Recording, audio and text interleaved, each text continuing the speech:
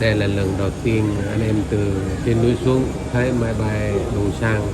Từ xưa tới giờ ít máy bay đồ sang thế nào, rất là lâu. Giờ mới thấy là đổ vào cả cái lỗ đó. Quá thích, rất là phấn khởi rồi. Lần đầu tiên được đi máy bay, mọi người biết tim lúc này cái nào nó rung đầm đập kinh lịch, tôi dám đi rồi. Cái tắt nhân vật. Trời ơi, Tắt nhân vật như thế bay lên